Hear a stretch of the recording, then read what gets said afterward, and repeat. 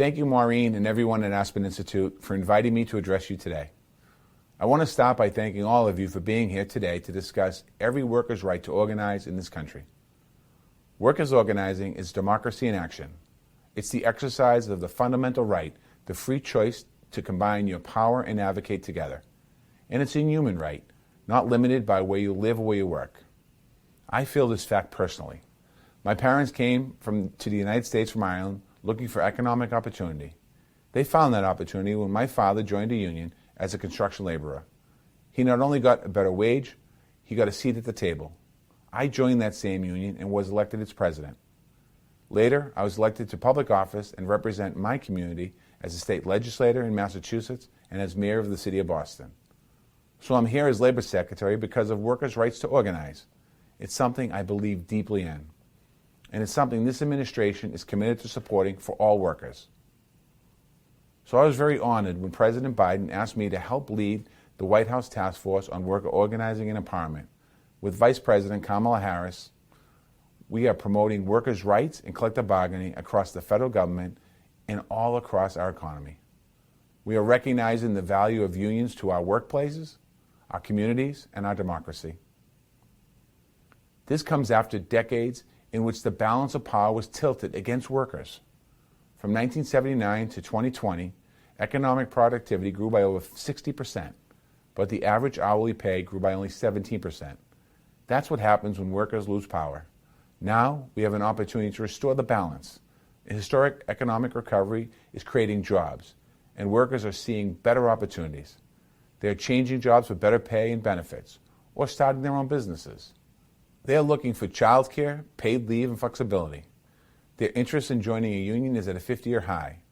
And at the Department of Labor, we are focused on empowering all workers, with outreach and education, with enforcement of legal protections, and by improving working people's bargaining power in the labor market. And we are working in a whole-of-government approach to level the playing field and put the power back in the hands of working people. And that's going to make our economy more competitive and more resilient over the long run. President Biden has pledged to put power back in the hands of working people, and that's what we're doing. I appreciate you all having these essential conversations on workers' right to organize. Thank you again, and good luck to all of you participating in this important event.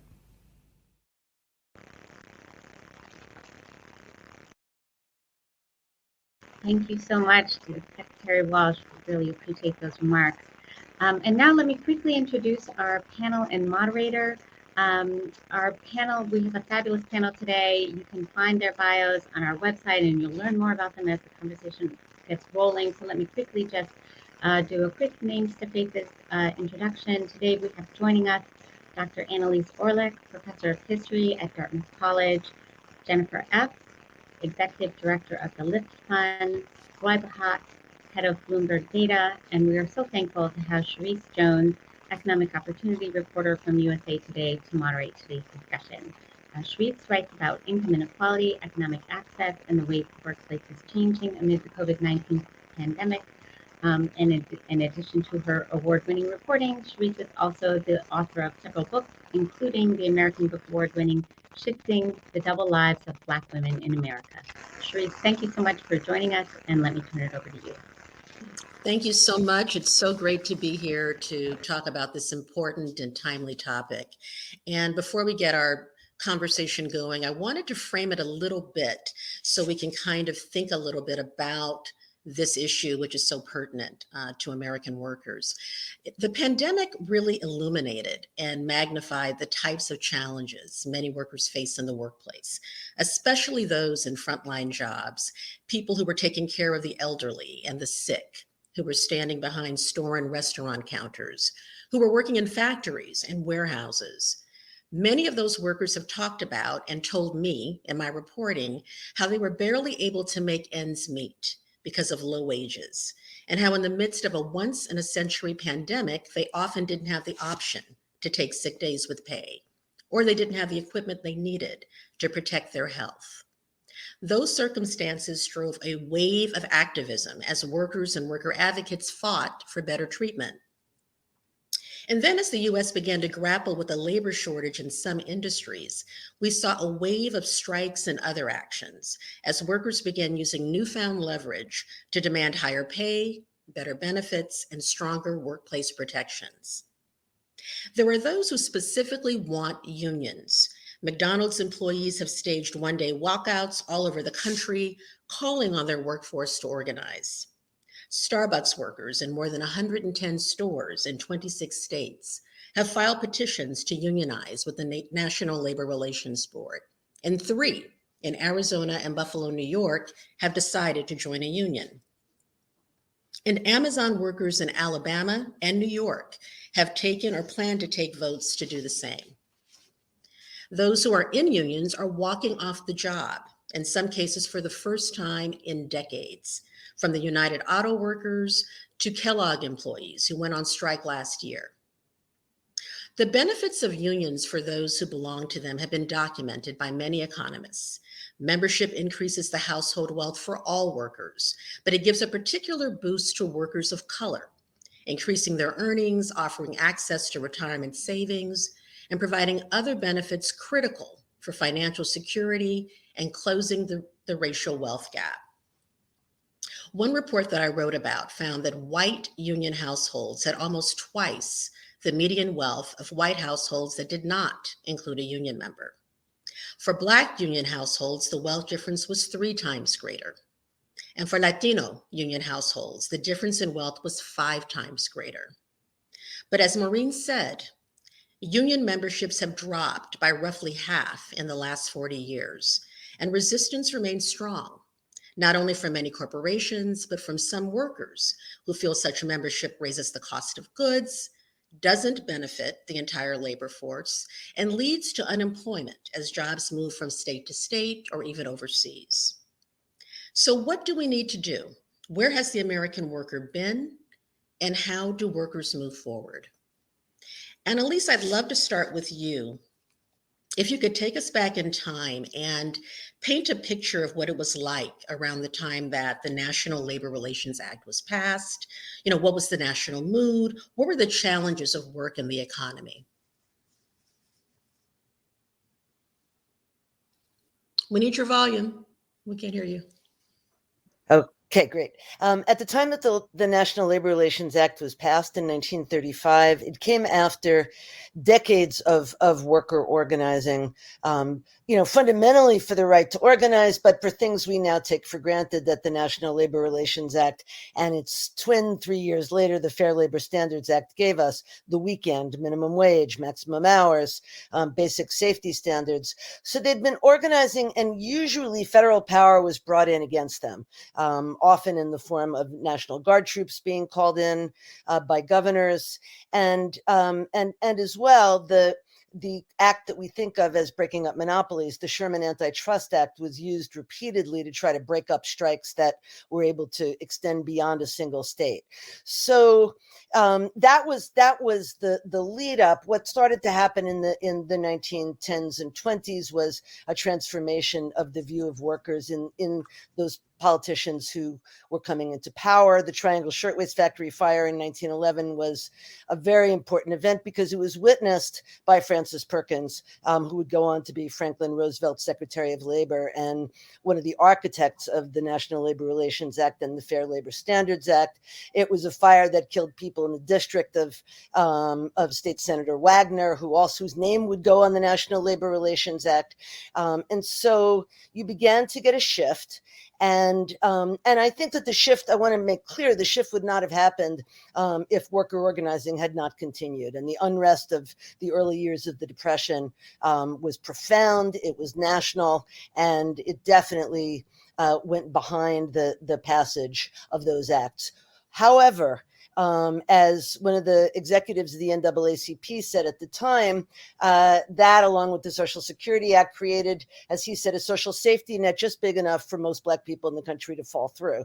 The reason for that was that it didn't cover agricultural workers, and it didn't cover domestic workers. And, in terms of the jobs that people of color, particularly women of color, had, they were not included. That was so they could get the act passed Southern Democratic Committee chairs and also folks in the West who really wanted to ensure a continued agricultural and domestic labor force. However, the fact remains that that's the single weakest part of the NLRA, and we can talk more about what needs to happen after.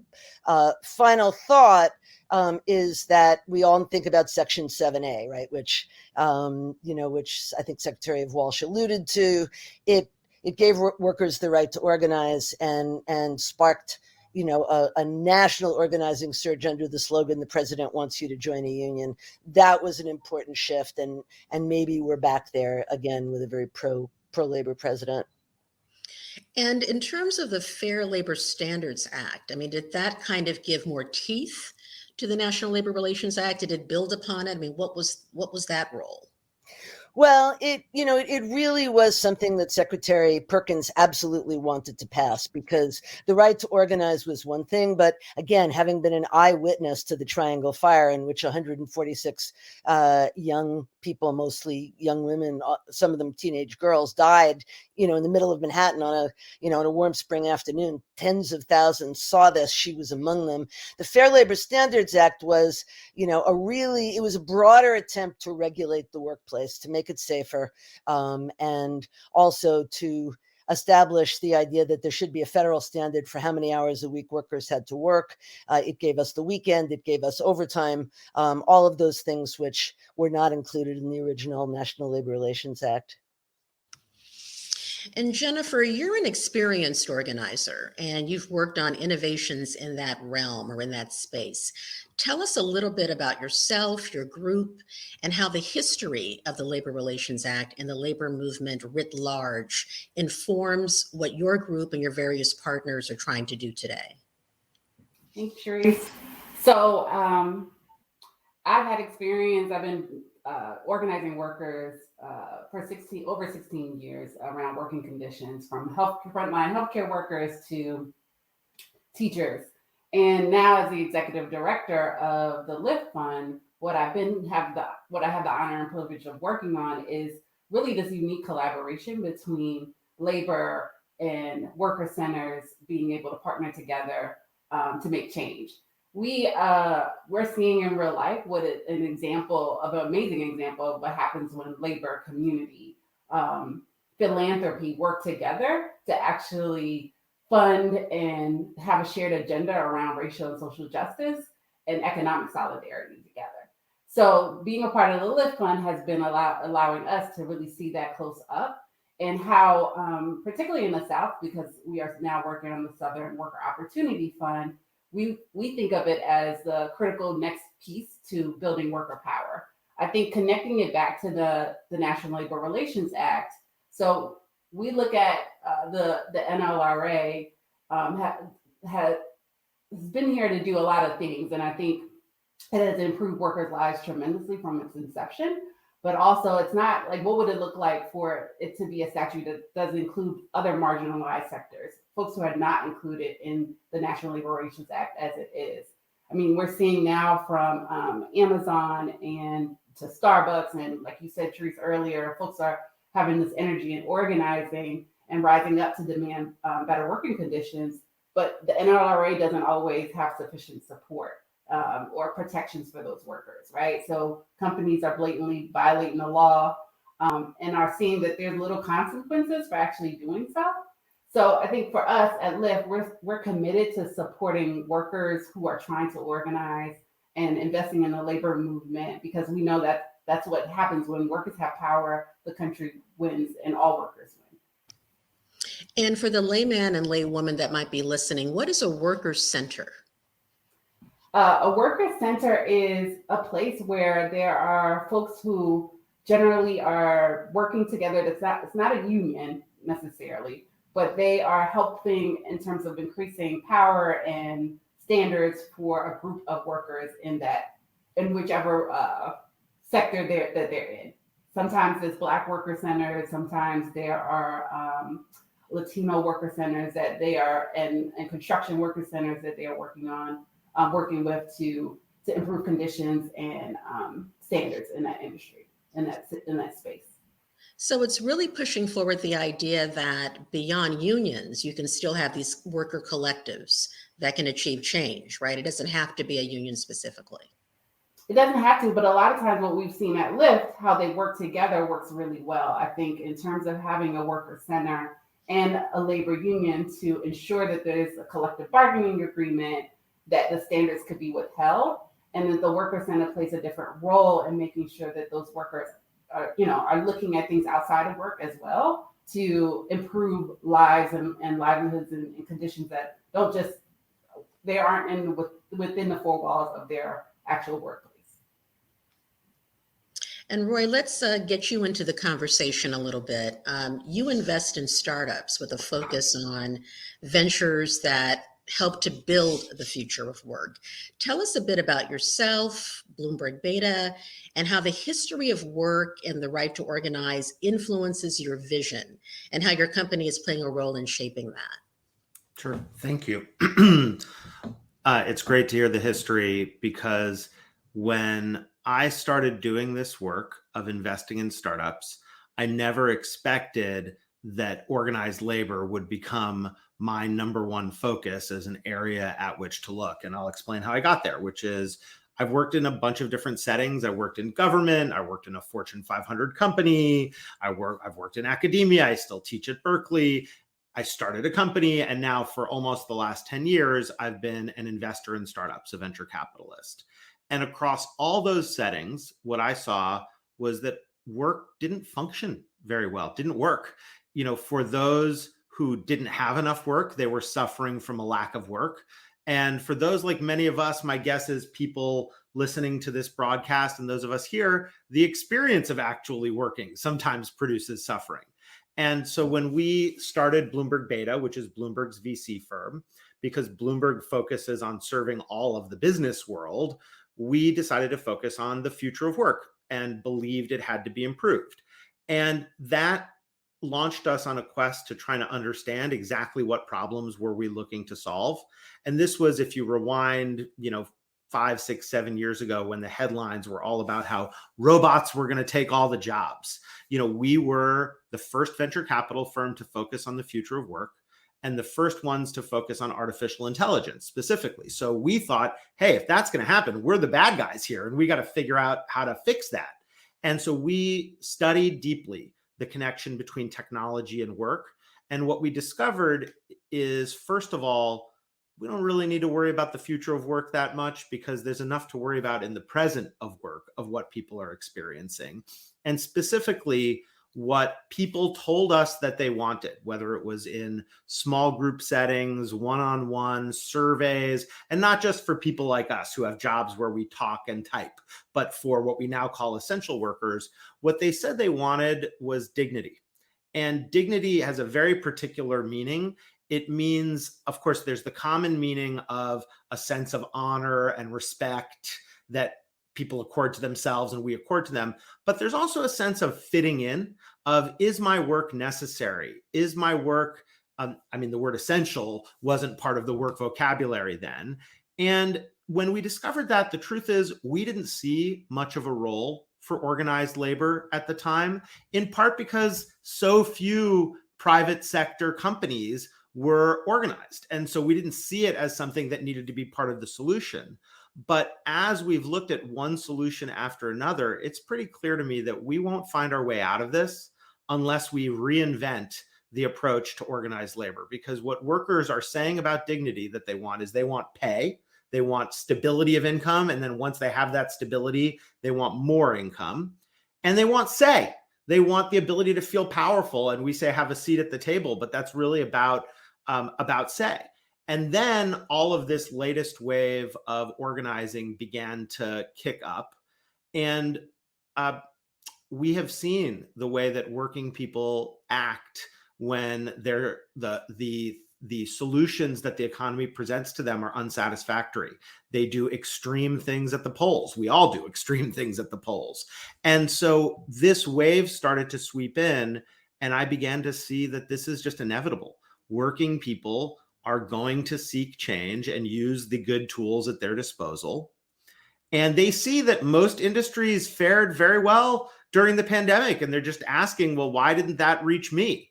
And so now the way we see our role is that if you imagine this wave is inevitable, what do we have to do? Well, we have to figure out a way to make it more functional, because it's pretty clear that the traditional methods, the answer is not going to be to rewind time and do it the way we did it in the past. You know, that mostly worked for white men and not for everybody across the society. The tools, and we'll talk more about this, have become quite outdated.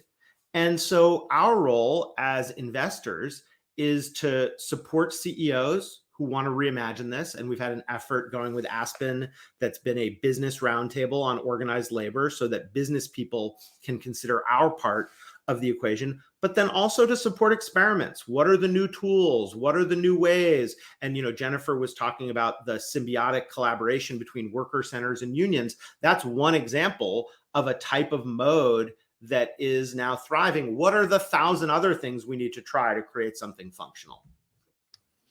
And, you know, Jennifer, can you kind of talk a little bit about, I mean, we do have this wave that's happening. So people are finding a voice and finding some means, but there have clearly been a lot of obstacles to organizing in recent years. What are some of those obstacles, and how are you and your organization trying to get around them?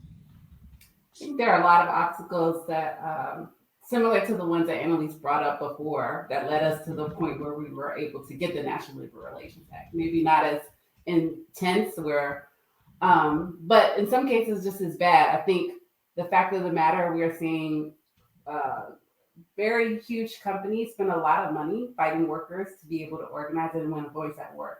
I think about a story, one of my first organizing drives with home care workers, similar to my grandmother who came here from Honduras and became a home care worker and was making less than $10 an hour, these home care workers in DC. And the company they wanted a union. The company spent a lot of money intimidating them and bullying them, and they were unsuccessful in their organizing drive. And I think that's one of the biggest pieces that we're seeing, is that folks who want to organize, who are in a position, particularly folks who've been marginalized, Black and brown workers, women, want to be able to do these things in the way, and they have to overcome the fear and challenges of knowing, hey, I might lose my job if I do this, right? I might not be able to feed my family. I know that this is the right thing to do, but it's the hard thing to do. And we, as a Lift Fund, and as the folks who are trying to work to change the NLRA, we have to do all that we can to make sure that they have a fighting chance. And I think that is what the Lift Fund is doing, is figuring out how does the community organizations, the government, how do the unions and the worker centers all work together to make sure that folks have a fair shake in organizing and that people are in the community are supporting them. And Annelise, can you jump in here and talk a little bit about what's, transpired? We had this huge uptick in union membership through the early 50s. You had the UN Declaration on Human Rights saying that there was a right to organize, and then union membership just began to plummet. And so can you speak a little bit about what happened over the last few decades that has led to this and the need to kind of renew and redefine organizing? Yes, I know my job here is to do history, and I will in one second, but I just wanted to pick up on a couple of things that Jennifer and Roy said, because I think they're really important.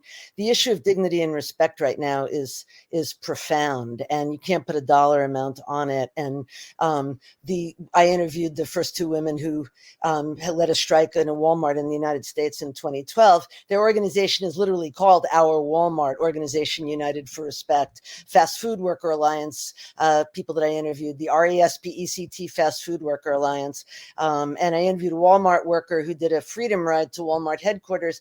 And she said she was really struck because people were literally hungry. They literally didn't have enough food on the table. But the first thing they wanted to talk about was being treated with respect. So that's an issue that we can't avoid. As far as obstacles, also when Jennifer was talking, I thought about the fact that for the Walmart workers, Walmart literally hired the same industrial espionage, international, security firm that defense contractors were hiring, right, to spy on, these low wage workers, which the workers thought was really amusing. But as Roy points out, you can spend a lot of money to try to stop unionism, and not so much to pay the workers. Okay, back very quickly on history, which I know I'm supposed to do. The NLRA really first started to be gutted. There was a huge surge of organizing in the 30s and through World War II. 1946, I think, was the biggest strike year in American history after the war ended. And then 1947 was the passage of the Taft-Hartley Act. And the Taft-Hartley Act really was intended to limit the power of unions, as outlined in the National Labor Relations Act. It banned closed shops by saying that, and what a closed shop is the union has won an agreement with the employer, and then everyone who comes into that shop who's hired has to join. It banned that. It banned unions' power to bring in other unions or other companies to boycott an employer, what's called a secondary boycott. Interestingly, it had a free speech clause, but it pushed unions to get rid of anyone who had had ties to the U.S. Communist Party, which was really involved in organizing in the 30s. So that happened. Nevertheless, union power continued to grow through the 50s, 60s, and 70s. And you had, I think, at one point upwards of 30% of workers in the country belonging to unions. With the election of Ronald Reagan, unions had become so established that they kind of, they had gone over to the conservative side in many cases, and a group of air traffic controllers in their union, they endorsed Reagan. He was elected. They called a strike in 1981 for shorter hours, for more safety controls, and for more money. A very highly skilled job. Anyway, Reagan broke the air traffic controllers strike because federal employees did not have a legal right to strike, fired 11 of the 13,000 strikers, brought in non-union workers. And this became a pattern that took place throughout the 1980s. So I'm thinking of there were strikes at Phelps Dodge, Hormel Meats, International Paper, in the 90s at the Detroit Free Press, and in 2016, communication workers struck Verizon. In each case, the company fired striking workers and brought in non-union strikers. And that pattern, starting with the Patco strike, was really what started to gut unions. So I think those are all the reasons that union membership fell, as well as a change in capitalism that we can talk about. The upsurge that everybody's been talking about, and I hope we'll talk about a little more later, has really been of a new kind, right? So fast food workers, service workers, hotel workers, home healthcare workers, and public workers. And it's a women's movement a lot, and it's a people of color movement. So it's a really different labor movement than the one that led to the NLRA. And speaking to that a little bit, one of the audience members had a question. Have there ever been any meaningful efforts to reform NLRA in Congress to make it more inclusive of all the workers that were excluded? And if so, why? If not, why not? It's been very hard to get through because Taft-Hartley very much limited its power. Instead, we can talk about that in the end when we get to what we have to do. There have been attempts to pass state laws. So, for example, the United Farm Workers pushed successfully in the 1970s in California for the California Agricultural Labor Relations Act. And that's really a model for trying to build some of the protections that cover other workers into the structure of labor for farm workers. But it was only last year that they were able to get the same protection in terms of an 8-hour day that the Fair Labor Standards Act gave other workers. Farm workers were always expected to do more, and their wage structure was less. Roy, the right to organize crosses several systems, right? Each of which have their challenges. We've got a corporate culture that's often anti-union. As we've talked about, we've got laws or a regulatory framework that's got a lot of holes in it. There are groups of workers who might be struggling to build a framework to organize, and unions have had their own problems. What do you see as some of the biggest issues that kind of cross all of these systems? and make it a lot harder for workers to have a voice? Well, the good news is everybody agrees on one thing. And I've talked to business leaders, I've talked to union leaders, to labor leaders who are not in unions, working people, folks in government. Everybody agrees the current system is broken. It's very hard to find somebody who says, let's just do it exactly the way we're doing it, other than maybe some of the vendors who are involved, like maybe some lawyers are not as sold on change. And my read of the history, although Annelise is an expert 1,000 times more than I am, but my read of the history, and I'd be curious for her perspective, is that often, but not always, law follows what happens in reality, that workers would go and strike illegally, and then that kind of strike, having been seen by legislators later to be beneficial, might then be included in the framework of law. And so the way I think about it is, what are the things we can do? And if I look at business leaders, because I want to start with my home community, CEOs have a lot of biases that don't serve them anymore. Many of them have learned in school that unions are deadweight loss, and they've learned this microeconomics framework that causes them to always reject unions, or almost always. Second is, many of them take organizing personally. When their workplace organizes, they think, what did I do wrong? Oh my gosh, that you should need such a horrible thing. Now, a board of a company doesn't say, what did I do wrong, when the CEO asks for more money or more something. It's just, that's what people do, is they try to advocate for more. And so we know that even well-intentioned CEOs, even CEOs who are the children of union organizers themselves, feel like they can't participate in the system in a way that is constructive. And, there are many issues around this. The culture of work providing benefits has led to a culture of paternalism in the workplace. But what the net effect of all of it is that for business, the knee-jerk response is to treat the union as an enemy. And I think that's just not going to work going forward. And what we need are intrepid business leaders who are willing to try something new. In Judaism, we have this idea of the first person who went to cross the Red Sea before it was obvious the Red Sea was going to part. That person's name was Nachshon. And that person walked in up to their head before the Red Seas parted, or so goes the interpretation. And that's the kind of courage that I think we're going to need to see business leaders show, because I really think there's a case to be made that the most important business skill of the next 20 years, one that isn't taught right now at most business schools, is how to collaborate with an organized workforce. And then, of course, people in government think the systems are antiquated, but any discussion to reform the system runs into these polarized attacks. I mean, the TEAM Act, which was a Republican-driven act that's now had its second go, there's a case to be made that some of what's in there is really useful, that workers would rather have a non-vote, having been on many boards, I think having a non-voting worker-elected representative on a board is better than no worker representation. But traditional labor and union says, like, this is horrible, come out against it, it's an attempt to replace unions. They might be right about that. I'm not saying that they're wrong about that, but it prevents us from having a good discussion. And then when I look at labor, and I intentionally say labor and not unions, because I think the two are not synonymous, unions are both critical and not the only way. Labor, institutionalized labor, often focuses, like all institutions, on its own self-preservation, on making sure that the elected leaders don't criticize the membership, that kind of thing. And unions are large organizations, and large organizations have some common problems across all of them, disconnection from the base.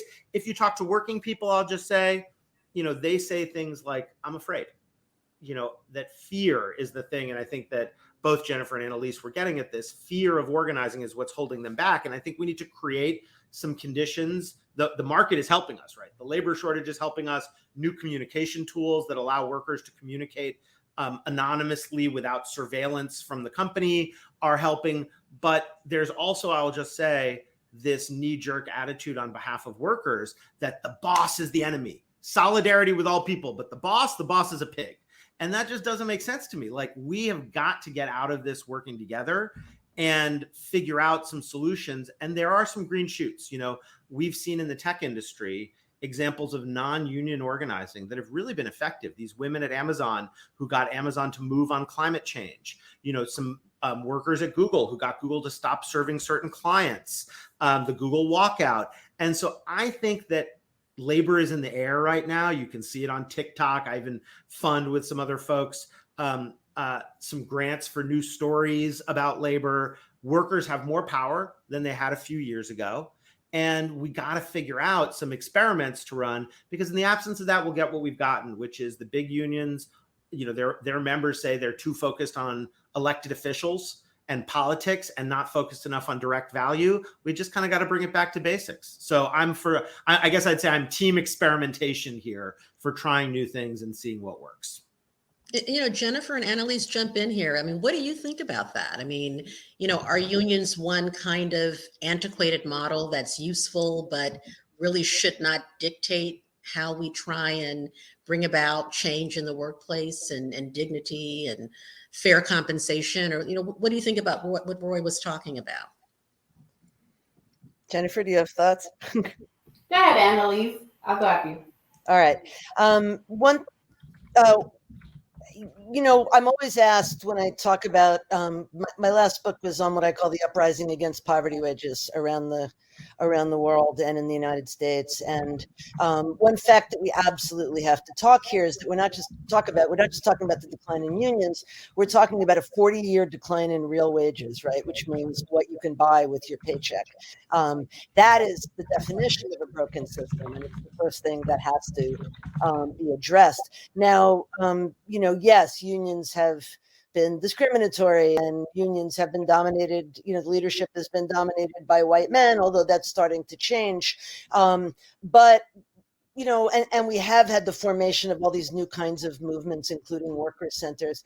All of it is really important. But when I looked at who funded a lot of the organizing that took place in Fight for $15, for example, and in the retail workers movement and Restaurant Opportunities Council, all of these very grassroots kinds of worker uprisings. The unions were absolutely crucial. SEIU for Fight for 15, the food and commercial workers for looking at helping grocery workers and retail workers to organize. They can't always get into unions. It's very difficult, to hold the kinds of elections with these large workforces that result in unions. Some of the old National Labor Relations Board rules are needlessly constraining. So there have to be experiments, but I think we really do have to move beyond this knee-jerk criticism of unions. As many workers said to me, the only thing worse than my union is no union. Thank you, Annelise. I think you raised a lot of the points that I was going to raise, but I think the thing that Lyft has done and the thing that I've seen, I don't disagree that there needs to be experimentation, but to what end, right? And the experimentation so that workers can build real power. And that what we're talking about here is a struggle for power, right? And so how do we ensure that there is a vehicle in which workers have more power that's sustainable? And I kind of only have seen that done in a collective bargaining contract, right? Like, there are other ways that people can gain power, but a more sustainable way to access power, no matter who the person is, whether the CEO is a great one or not, right? Like, there is something that exists beyond the personalities that have the ability to change real lives and impact people's paychecks and whatever else that they need and dignity at work. So I do think that the way in which folks are thinking about the unions and how these other opportunities and experience could kind of figure out how to work together, because I think that's what Lyft is doing. It's like there are these other opportunities. There are worker centers that are trying to do the right thing, and a lot of the workers would love to be in the union, and a lot of the worker centers would love for that to happen as well as still do the work that they need to do that's outside. So I don't think it's either or. I think it's how do we figure out how to do it together. Just one more very quick fact. If you look at a chart on the decline of union membership since the late 1970s, it correlates exactly with the decline in the numbers of people in the country who consider themselves middle class. So that's just a fact. And Roy, talk a little bit about, some of the firms that you've invested in, like Unit, and what you're doing. What are some of these kind of alternative models that you think you'd like to see more of? Sure. And I'll just say, I'll share a few examples, but the headline is we'd love to see more. We'd love to see more people who are founders, whether of companies or nonprofit organizations or new unions, and talk to them. Not all of them can we invest in because we're an investment firm trying to make money, but we want to know about it and find ways to collaborate. And what I'd say is the headline of the dream is, are there forms of worker organization that might actually be good for the companies, for the workers, of course, and for the companies at which they are present? Because if they make those companies less successful, we've seen what happens to unionized industries and unionized companies in the market. And while there are some counterexamples of some unionized businesses performing better, it's not that hard to find examples of cases where unions harmed the performance of the company where the union is present. And by the way, I think unions are an essential option here. I'm not trying to badmouth unions. I'm trying to say that it's part of a milieu. I mean, I joined the union at Cal. And served on the California Governor's Future of Work Commission, which was co-chaired by Mary Kay Henry from SEIU. But just I'll share an anecdote of what a gulf there is in understanding, and then I'll tell you about some of the direct experiments. Mary Kay Henry and I spoke at a business conference, and it was a well-heeled business conference with a wonderfully prepared moderator and public company CEOs in attendance, and the journalist who introduced her said, "This is Mary Kay Henry, the head of SEUI," which, if you're in the labor movement, would be like as unthinkable as calling, Joe Biden the president of the UA of S. It's just not a mistake you would make, but it reflects the lack of understanding. And one of those reasons, I think, is that the only option we have for unions is unions, not the only option, but the most common option is unions that are too big. Near as we can tell, fewer than 20 new independent unions, not a new local branch, but a new independent union, are formed in the US every year. As an innovator, I look at that and I say, well, that's evidence that there's not that much innovation happening in how unions form, because you only have the established institutions. And so we invest in a company called Unit, which is at unitworkers.com. And in the same way that companies can spend lots of money on various consultants and vendors to bust a union, it's only fair that there should be a vendor who helps form the union. And so Unit helps a workforce to form an independent union. They can then decide if they want to affiliate with one of the big national labor unions. That's their choice. But Unit just had its first union formed, I think it was last week or earlier this week even, which is in North Carolina, which is a right to work state. So a state that most unions would traditionally just ignore because it's too hard to get unionizing activity to happen. And Piedmont Health Services United, which is a primary care provider, community health primary care provider, won overwhelmingly for a pretty small union. The vote was 29-3. And so what you see is there are models that can work at small scale. I also mentioned over in the Slido discussion, we invest in a company called Open Collective that allows, among other uses, allows workers to easily form what's called a mutual aid society, where they pool their resources and support one another. That's one version of what unions do. And, my basic view on this is I can find you people who are stalwart, well-intentioned labor advocates who will point at these new experiments and say, this is an example of everything wrong. And they'll bring the religion of how it's always been done, or they'll say that, well, you can't have an improvement in labor backed by a capitalist. That's by definition wrong. And I think if we enter that kind of tribal religious thinking, we're just going to keep having the same results we've had. And so I'm into experimentation. Unit is a great example of that. Open Collective is another. And I hope that will create the awareness of what can be possible so that we can then enshrine some of that in law. And I'll just say one more thing about law, because it did come up in the chat, and I think it's essential to mention. One major gap in current law is that it doesn't cover the independent contractors. If you are a 1099, then a union as it currently exists is not available to you. Other things might be available to you. There's no reason 1099s couldn't elect a worker board representative, for example, but we're going to need to experiment because the old tools just are failing us. And to that end, so what do you do about independent contractors? Is that something that you've got to go to Congress to lobby for some kind of change in the labor relations law? I mean, how do those workers get the kind of protection that so many are clamoring for? Yeah, so first of all, I'm not one of them, so I'm hesitant to speak on their behalf. But I'll tell you my views on what might work, and it'd be more important to hear from them, which is no, I don't think we need to wait for Congress. In general, as much as I believe in legislative change and believe in our system, when we point at law as the solution, what can sometimes happen is it's disempowering to us as individuals. Those systems, they feel gargantuan, they feel unmoving, and they're not. The systems are just us. And the antidote is trying new things. And so what I believe is that what we ought to see among 1099s is a whole wave of experimentation. And we are seeing some of it. You know, there are organizations like Gig Workers Rising. There are the women organizing Mechanical Turks. By the way, I don't think it's an accident that the new wave of labor organizers tends almost without exception to be women and people of color. I think it's always been the people who feel like the system offers the least for them who act on the system to change it. So fair enough. And so I think that what we ought to see is trial and error.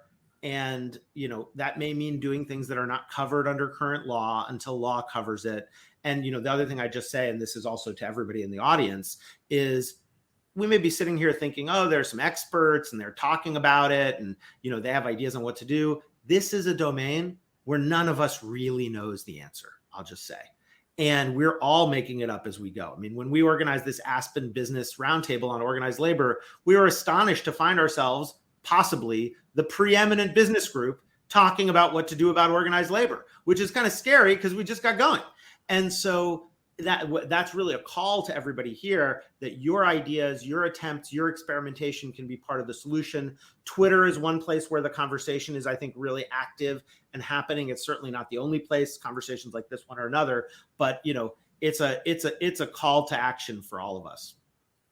And Jennifer and Annelise, do you have anything to add to kind of the conundrum faced by independent contractors, these gig workers, these Uber drivers, et cetera? What do they do to get the kinds of protections that they want, that they're clamoring for? Right. I think at Lyft we have a couple examples, some of our grantees that have been able to do tremendous work in spite of the fact that they're not a part of the National Labor Relations Act or have the ability to organize. So we've had organizations that have been working with tech workers who are 1099 and working with the unions to talk about these opportunities, to talk about what's happening and how to shift the field. And they've been working together. And I think that's an experimentation that we're still seeing how it's going to play out. I think we're seeing too, one of the folks that we've been working with are the nail salon workers in New York City who have been trying to figure out how do they organize, mostly immigrant women of color who are wanting to figure out how to improve those standards in New York City, where you would think it would not you would not be able to get your nails done for so cheap because they have undercut folks who are doing the nail, who are doing the work so much. So they've been able to organize in some ways and try to push legislation to actually happen to increase and improve standards all over. One of the things that Roy said that I wanted to talk about a little bit is that idea about working in the South. I think that's what we're seeing too in terms of how hard it's been, but there is jobs, opportunity, people who are moving to the South, and that there's a shifting demographic that we are interested in the Southern Worker Opportunity Fund to really figure out, like, how do we help build the infrastructure that can build like a larger movement, because it's already happening. And I think the more and more folks are interested in going to the South, the unions, philanthropy, the more it could change. And so we're seeing that as a real opportunity as well. And then lastly, I think when we talk about access being the most fundamental part of all of this, access to the Labor Relations Act, what those who have it and, have been trying to figure out how to win despite the many challenges in front of them. And then those who don't have access, like I said, with the nail salon workers and the 1099 tech workers and Uber drivers, and how do we make sure that we're creating a space so that they can have access and change their working conditions? I think one of the things that both Roy and Jennifer have brought up that are really important is who is classified as a 1099. I call the gig economy an end run around the New Deal, because it is a misclassification of workers who should be employees. They're disempowered workers. Their employers have a great deal more power than they do. And the labor protections of the New Deal that we're talking about here were supposed to equalize a little bit and allow workers certain basic protections as part of a national moral economy, if you will. And so the Obama administration Department of Labor did start to try to address what they called misclassification of employees as independent contractors. And I think that that's something that has to continue to happen. Whether it's the nail workers or the Uber drivers or adjunct professors, that's a great example of a workforce that has, advanced degrees and has been totally impoverished by the gig economy. So that is crucial. And I think we're going to have to figure out how to manage that. And I think it can come to some extent via state and federal labor department rules. But I think that actually there's going to have to be an updating of the National Labor Relations Act and the definition of employee. That's why we're 100 years back in many ways. Thoughts on broad-based. Annelise? Yes. Annelise, can you hear me? Yeah. I think we lost you for a minute. So we didn't hear all of your answer, unfortunately.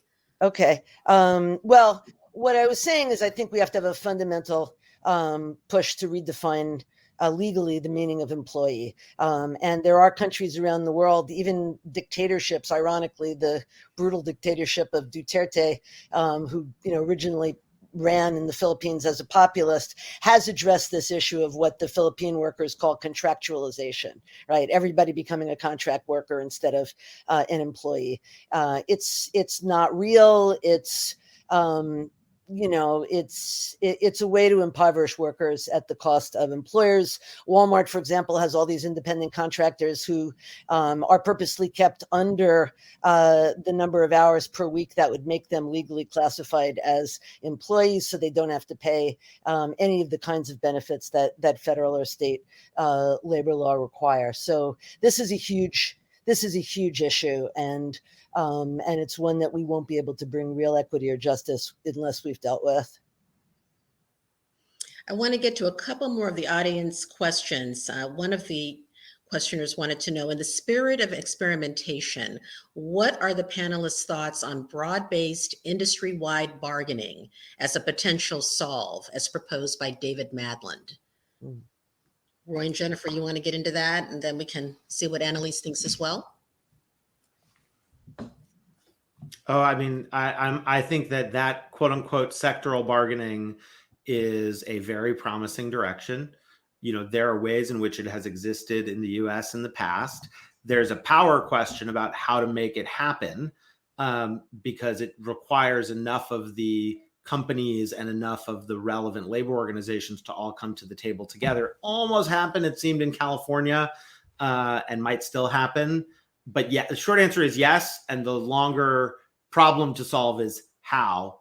But this whole issue, experimentation is great, by the way, but it's only one step. Once you experiment, you got to enshrine that in laws that give everybody an equal playing field, and industries that give everybody an equal playing field, and bargaining across an entire industry, which happens, by the way, in industries that have trade unions. It happens to some degree in construction. It happens in Hollywood. For sure, seems like a very constructive direction.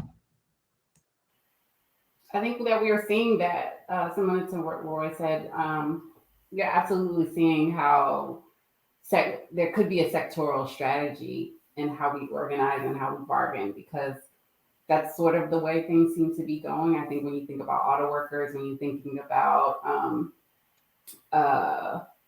industries that are all over, that folks have the similar interest to do it. Do I have the answer on how to do it? But I think Lyft is in a space where we are open and interested in figuring out like how folks are doing it and how we can support their work. the forerunner to the National Labor Relations Act, the National Industrial Recovery Act, right after FDR's election, had sectoral bargaining with three constituencies represented on the board. And this is also partly an idea that was sparked by Roy talking about having non-voting worker representatives on corporate boards. And the view of the Roosevelt administration economists was that an unruly economy, a constantly boom and busting economy, could be regulated if you get the input of all the major constituencies, of which organized labor was one. And so it was organized labor, business, and consumers who negotiated sectoral agreements on wages and prices and worker power and all the fundamentals of keeping an economy going. And I would suggest that we should go back to something like that. It certainly wasn't perfect. Eleanor Roosevelt and the labor leader Rose Schneiderman were furious because there were constantly lower wages negotiated, for women, for people of color. So it was far from perfect, but I think it's an interesting model. And as we look at a sort of unruly economy at the moment, it's something worth thinking about. And what are your thoughts about worker-owned co-ops? Is that a model that helps address workers' voice and power? That's from one of our audience members. Jennifer, you want to take that, or Roy? I don't have much experience with worker-owned co-ops, but I have talked to some folks who are doing it, I think in North Carolina, and it seems pretty cool in terms of the ability for workers. You're seeing right now with the Great Resignation, and you're seeing folks organizing. You're seeing a lot of different things that are out there that say people want to figure out how to, self-determine and be able to be in a place where they have some part ownership in it. So I don't know much about it, but I have heard that there's been some success stories. I think the one thing that I would want to make sure that there is back to access, that the folks who are also starting these are intentionally about including Black, Indigenous, and people of color into this space, because they may not always have, or we may not always have the opportunities to have this sort of worker co-op experience or experiment. Yeah, and I just add that so worker co-ops are extremely promising, and they sometimes work very well. They're not an alternative to unions. We see that with REI unionizing right now, and REI is not just a worker co-op, but it's a co-op and also has unionizing. The problem, and by the way, the track record of worker co-ops is not, these are always great businesses that thrive. They sometimes work and sometimes don't, as might be expected, or sometimes work for a while, as might be expected with any new or emerging effort. Not that worker co-ops are that new, but emerging. And here's what I'd say, is that the problem we need to solve with worker co-ops is on some level the problem we need to solve with worker organization generally is in some level our bigger problem, which is small scale democracies don't always work at representing the interests of all the people involved in them. And a lot of working people don't like their union. And I would agree with that comment about, well, I don't like the union, but the only thing worse is maybe not having one, that, a Churchill paraphrase or something. But still, things like work rules and union activities that sometimes protect weak performers often end up harming the experience of strong performers. And that's an issue with workplace democracy. That is something we need to iterate on and figure out how to solve. We don't have great solutions for it. I will say I'm inspired here by the Johns Hopkins professor Hari Hahn, who has this line that democracy is a muscle. And my hope about worker organizations is that by exercising the muscle of democracy at a scale that people can relate to, the workplace, we as a society can build the skills to exercise the muscle of democracy at the ballot box and all these other places. I mean, no wonder people behave strangely at the polls. If that's their only democratic thing they're doing, and it's once every 2 or 4 years, if you went and hit the gym once every 2 or 4 years, maybe I should speak to this, you wouldn't be that good at it. And so I really do believe that democracy is a muscle idea. And Annelise and Jennifer, I think you spoke to this a little bit, but we have another audience question. Since it's very difficult to pass legislation in Congress. Is updating labor law on the state level more realistic? Well, one thing that I think is a great example in terms of making the NLRA more inclusive is the domestic workers' bills of rights that the National Federation of Domestic Workers under Ai-jen Poo have been able to pass in 10 states.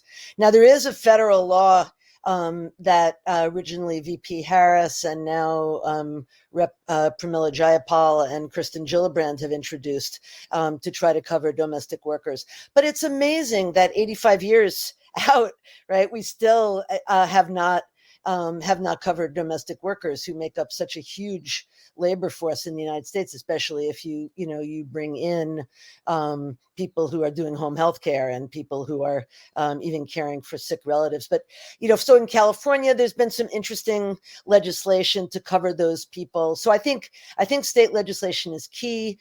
State legislation has had a lot to do with raising the prevailing wage in this country. When California and New York passed the $15 wage in 2016, it started a trend where now more than 40% of low wage workers are in states with a $15 minimum wage. So, and even municipal, there've even been municipal laws raising the wage and also providing paid sick leave, which is brand new in the United States, shockingly, for many workers.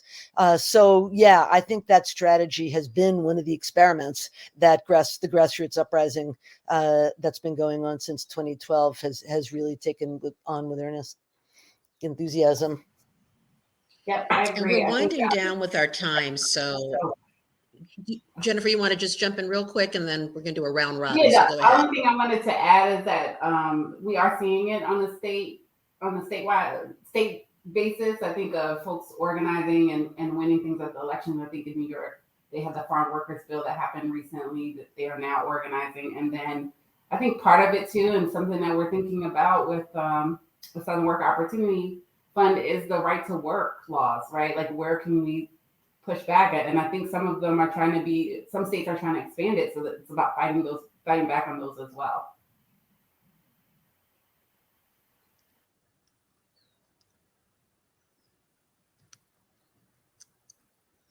All right, so we've got about 2 or 3 minutes left. So what I want is from each one of you to either expand upon something that you've already talked about that you want to just kind of buttonhole at the end, or bring up one last point that you think is important to get on the table that we weren't able to address. And we can start with Annelise.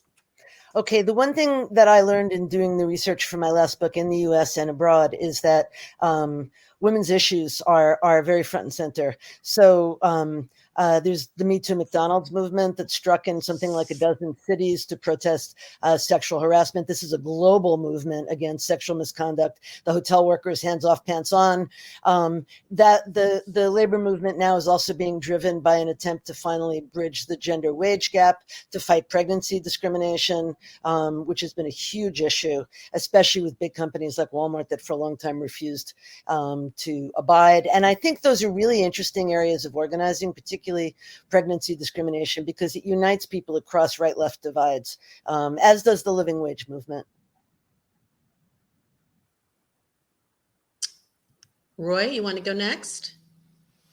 I think I just want to underline the thing I said, which is it will take all of us. So if you're sitting here thinking somebody is the enemy and you're the good guys or the good people, and the other person, that other entity is the man, the one to take down, that's, to me, not the kind of thinking that's going to get us there. I will take the labor movement literally at its desire for solidarity and say all of us need to be in solidarity with one another. And that is going to be incredibly uncomfortable as all of us try to figure it out. And Lord knows, I feel incredibly uncomfortable as a person with the word capitalist in my job title, showing up in some of these situations, just trying to figure out together, how do we make a system that actually functions for all of us?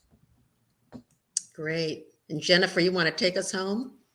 Sure. I just want to say that we're in a pivotal moment. I want to thank Aspen for even bringing this conversation together, right? So that we can talk about it and hear different views and have different worldviews about it, but ultimately try to figure out how do we make this how do we make sure that workers have an opportunity to be able to fight for the things that they need? Because we know how hard it is to do that.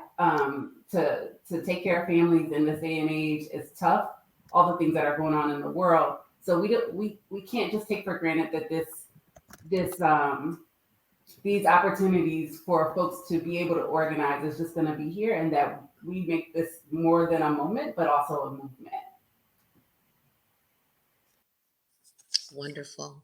I think we're at the end of our time, so I'll throw it back to Maureen for closing remarks.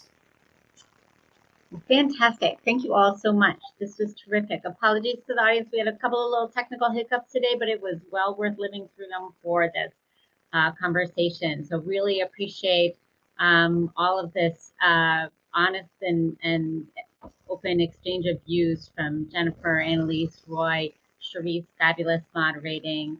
Thanks to Secretary Walsh for kicking us off.